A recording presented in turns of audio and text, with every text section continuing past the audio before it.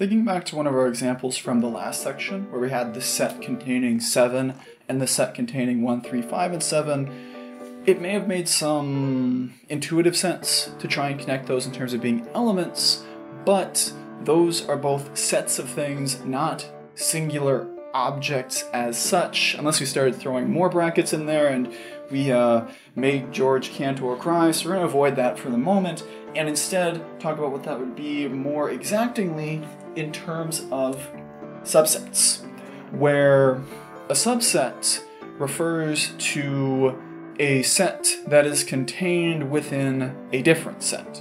Think sort of like inequalities for numbers, and you get sort of the idea for what a subset is, where if we have some set A, where every element of A is in B, we would write it as A is a subset of B with this sort of curved thing there and a line underneath it, where that line underneath it indicates that A and B can be the same set. Similarly, if we want to describe something where A is a subset of B, that is, all of the elements of A are in B, but B has elements that are not in A, then we have a thing called a proper subset. A is a proper subset of B, essentially, if you take away that line down there on the bottom. And in some contexts, to define a proper subset, they will take that, and instead of just removing it, they'll draw a line through it, which just makes this too busy for me. So that's why I prefer that notation instead. Where one way you can tell if something is going to be a proper subset is if it has a smaller cardinality. It's got less things. They can't be the same if you're missing pieces.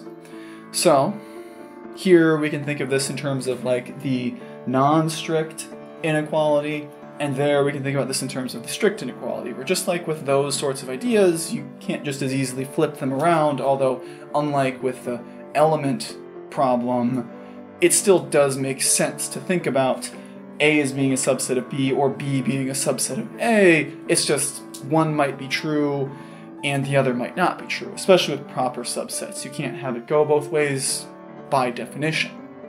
Either one is in the other or one is not in the other, which is more about things with Venn diagrams that we'll get to later on in the chapter and elsewhere in other chapters. But one last thing to mention here before we get an example is that when we're dealing with this distinction between a proper subset and just any old subset, is that a proper subset must be that kind of non-strict subset, while this need not be a proper subset because two sets that are equal are technically subsets of each other. It again falls into that little distinction, like the idea that 4 is less than or equal to 4, but it's definitely not strictly less than 4. Anyway, it's a lot of talking. I've said the word subset so many times, you're probably tired of hearing it, so let's actually get an example to see how this works with a bit more concrete definition. So here we want to consider the set A, such that A is an even number less than 10, and the set B, such that B is the set of numbers 2, 4, 6, 8, and 10. So, for this, what we're going to do here is just think about what these two sets are.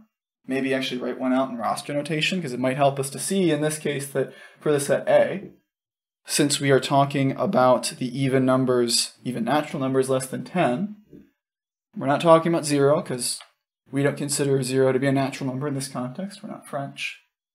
That would give us the numbers 2, 4, 6, and 8, where we have that B, as we see there, is 2, 4, 6, 8, and 10. So, we have that A is a proper subset of B. And if we wanted to, we could just as easily say that A is a subset of B. If we have proper subset, we have regular subset. So, let's take one more quick example here that's a little bit looser, a little bit less numerical to get the idea in more of a word descriptor way as well. So for this, we have the question, would the set of states S be a subset of the set of countries C in North America?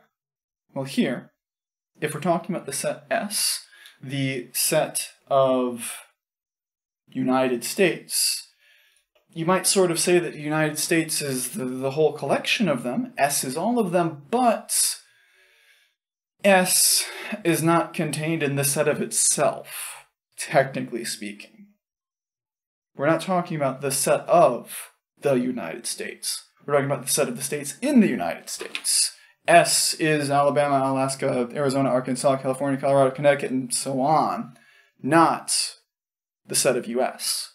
So, for this, we would have that the set S here is not a subset of C, and similarly, C, the set of countries in North America, as much as people here tend to metanomically, or is that synecdochally? I can't remember. But either way, we tend to say America as the United States, when technically that should refer to both Americas and all of those countries. Well, the set of countries in North America is not a subset of the states of the United States, as much as we might try to treat them that way occasionally. But here, we don't have either of those subset relationships because we have completely different elements in each. This would get towards some more ideas of things called complements and null intersections. But again, those are things for a later section. Those are things for next week. So for now, we're going to finish off here by talking about ways we can describe the number of subsets that a given set will have.